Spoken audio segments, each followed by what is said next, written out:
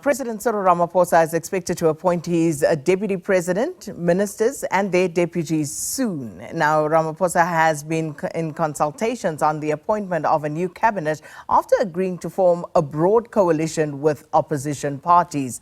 Now, there are calls for President Ramaphosa to cut by a third the number of cabinet posts.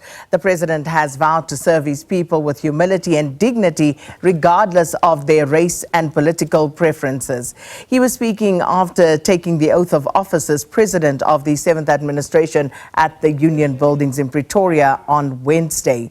So, who will be in Ramaphosa's cabinet? To help us discuss this, we joined virtually by a political analyst based at Nelson Mandela University, Dr. Ongama Mtimka, and senior research fellow for the Center of African Diplomacy and Leadership at the University of Johannesburg, Dr. Oscar van Heerden. Gentlemen, thanks so much to both of you for joining us this morning and welcome to Morning Live. Now, just taking a look at where we find ourselves, the country currently in a state of eager anticipation, I would say, to hear who makes it and who doesn't make it onto President Cyril Ramaphosa's cabinet. But what are your thoughts in terms of just how to approach this, given what we've heard, what we've seen play out so far? Dr. van Heerden, let me start with you. Who do you think is likely to miss out? I'm not sure whether that is possibly, a better place to start in terms of the people we know. Good morning, Sakina. I think because of this broad coalition, I think that President Ramaphosa is going to try and be as inclusive as possible. And what I mean by that is I think that the DA is going to, of course, get a few ministerial posts, one or two deputy positions. But at the same time, I think there's going to be accommodation for the IFP. Including the Patriotic Alliance, even though Helen Zille has problems with them. But I think that's probably where it's going to stop. I think the smaller parties, Patricia de Lille, as you know, has been in cabinet. The president might want to continue with her because she is used to the arrangement and so forth. But I'm not sure if she's going to necessarily return to this cabinet. Dr. Mtimka, let's hear your view, given that the Democratic Alliance through Helen Zille has said they expect to occupy at least 30% of those positions, if I understood her correctly. So the underlying idea there, Sakina, is that politically, it's political balance, actually. So previously, this had to be a factor mindful of dynamics in the ANC. Remember, to stay in power in the ANC, you need allies from national to local levels who help you to secure your position because they bring constituencies. Now, that idea has been broadened and the ANC is undergoing a significant transformation in terms of which some people are going to be rubbed the wrong way. Likewise, the idea in this government of national unity is as much about the parties around the table in the GNU as it is about the optics of it as far as ANC politics are concerned. So while I think that because of the limitations that President Cyril Ramaphosa has, in terms of number of ministries, I think it would be a wise thing to do politically to cast his eyes wider than the GNU, in fact, if the idea of this being a GNU is going to survive. So I don't think the DA may get 30%. They probably would get about 20 to 25%. And the president would probably try and bring in two other parties that are not formally in the GNU, because politically what that does is it helps him stymie the framing within the ANC that, in fact, this is a grand coalition with the DA. So I think that they will try and neutralize that. Also, it's not just about numbers, but which portfolios. And my view is that there's going to be a lot of contestation. I think the finance ministry would generally not be that much contested. But as far as other economic cluster portfolios, there may be some huge fights there, with the ANC wanting to retain as many of those that are close to its policy offering as possible. So we also hear that there may be a push, Dr. van Heerden, for John Steenhuisen, who's the leader of the Democratic Alliance, to be perhaps positioned as a minister in the presidency. So what would be the significance of that should it happen? You know, the first thing I would like to say with regards to the leader of the official opposition is that I don't think he should be in cabinet. I think it will be a weakening of the opposition for John Steenhuisen to be in the cabinet. Because, you know, I think it's important to know that when you are a cabinet minister, your boss is the president of the republic. And so that relationship is going to be an employee-employer relationship. Whereas if he stays out of this cabinet, particularly with the GNU arrangement, he will be able to maintain that authority as the official opposition, liaise with his ministers that are in cabinet, and liaise with the president as the leader of the ANC on a much more equal footing. That said, if John Steenhuisen is going to come into cabinet as minister in the presidency, you know, I think it would be a watering down of position. And what I mean by that is, as you know, Sakina, being the deputy president in the republic, your agenda are set by the president. Generally, you are in charge of government business in parliament, perhaps in charge of the AIDS Council and one or two other functionaries. This is the same with the minister in the presidency. There is this understanding that the minister in the presidency somehow is a super minister is a fallacy. John Steenhuisen, even if he ends up being the minister in the presidency, is going to just be another minister. And other ministers are going to treat him as such. So I don't see the significance of that, unless, of course, the KPIs and the tasks that are given to him is such that he has some measure of control over other ministers, but I doubt that will be the case. And this, of course, brings back to the question of the policy agenda. Again, going into this government of national unity, as far as policy is concerned, how are we expecting that to shape up, Dr. Mtimka? Two things about that, Sakina.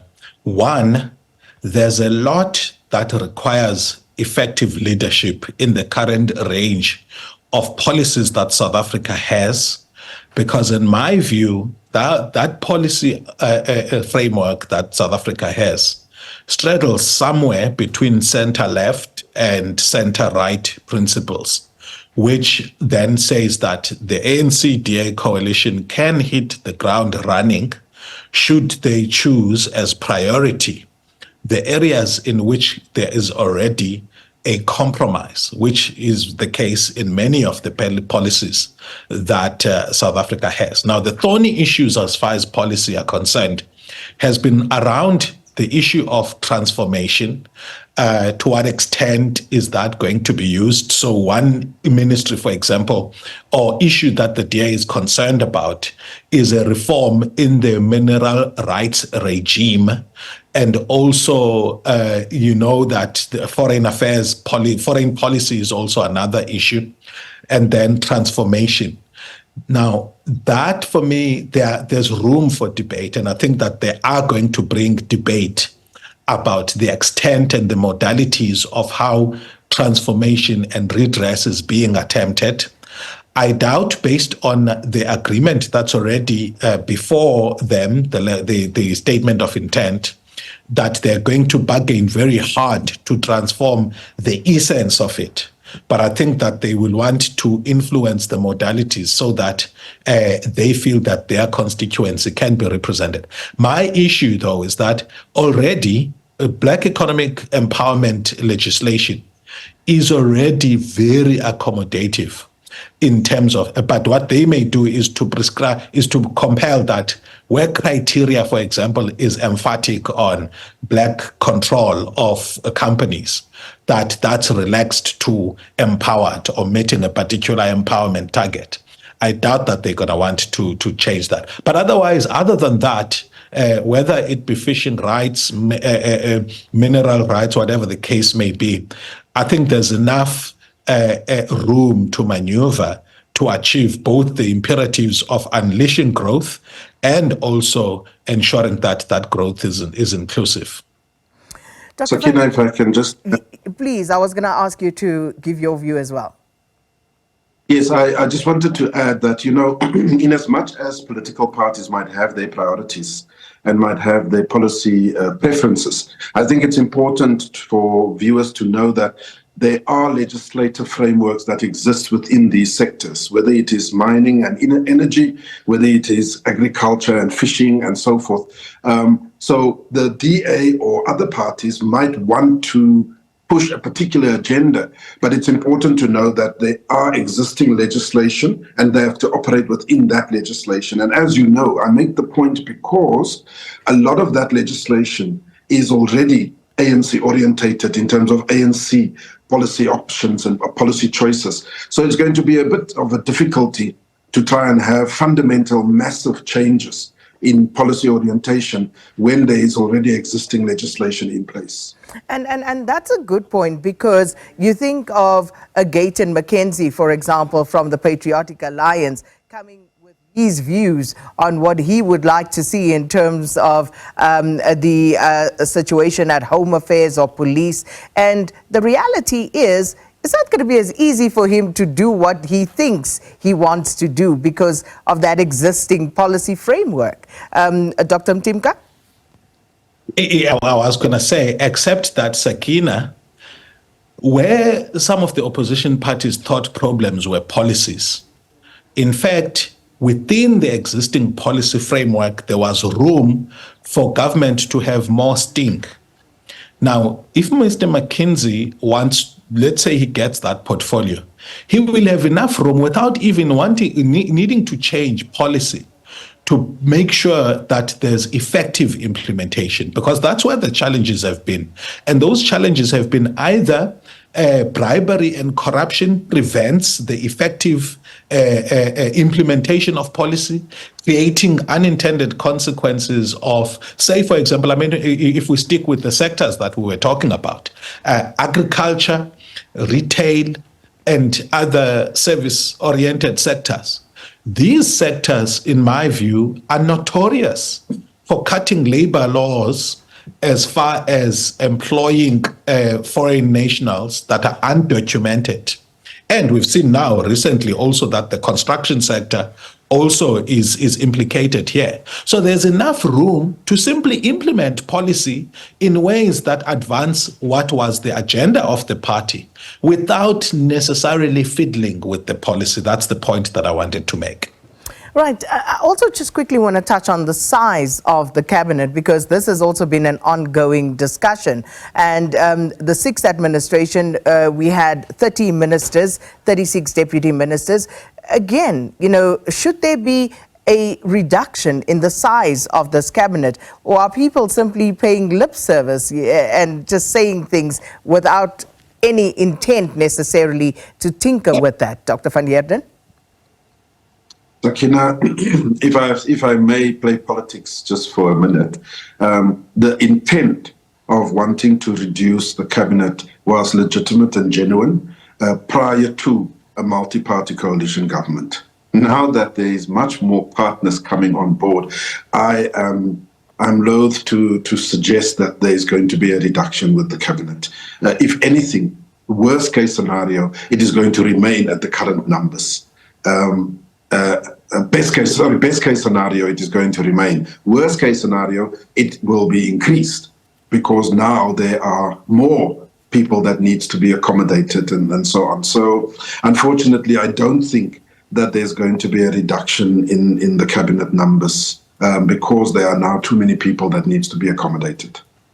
So that, of course, is slightly problematic in that we can't just simply increase the size of cabinet because politicians need to accommodate people in positions.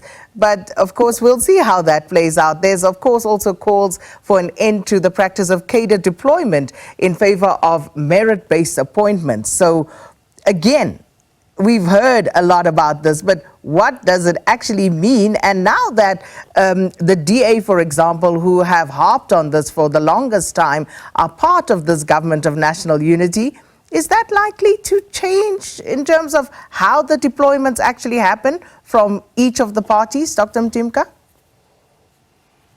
I hope what political balance does is to allow for the open recruitment processes in government to stay at that level and not be elevated to political intervention. So if political parties are keen to have some people represented in portfolios, whether or not those people eventually get employed should be a function of how well they competed in the open recruitment processes. Now, how the ANC communicated that they subjected those processes to political will was that they said after recruitment has been done, boards have applied their mind, then the party comes into the picture. And I hope that that's what political balance is going to prevent. There's nothing wrong with the political party desiring that a particular cadre who's effective is deployed in a particular portfolio. But the final decision should be based on logic and performance and comparative advantage with the other candidates rather than the will of the party. And I think, my hope is that that counterbalancing power is going to reduce the extent to which that happens. But per ministry, it's going to be interesting how the opposition-led ministries are going to resist the temptation to want to fiddle even themselves. Dr. van Heerden? Yeah, no, I tend to agree that, it's really a question. I think what's important to underline, Sakina, is that, and I really want to bring this point across with regards to Alan Zeller's remarks about consultations and so on. And the fact is that, again, I want to make the point that a document that is agreed upon somewhere called the Statement of Intent, that is supposed to be a framework for the government of national unity, cannot supersede the Constitution of the Republic. Because Helen Zeller knows that when they elected President Ramaphosa, they elected him with certain powers and privileges. One of those is the prerogative to appoint cabinet. And I think that to strike a balance, obviously the president is going to do the necessary consultations and so forth. Where he wants to appoint DA people, he's going to consult with the DA and so on and so forth. But I do think that prerogative remains his, and he will determine as to what happens in terms of that balance that needs to be there. Dr. Oscar van Heerden, a Senior Research Fellow at the African Diplomacy and Leadership at the University of Johannesburg, and Dr. Ongama Mtimka, a political analyst based at the Nelson Mandela University. Thank you so much to both of you helping us unpack the next possible cabinet that we will see and how exactly they might go about their business.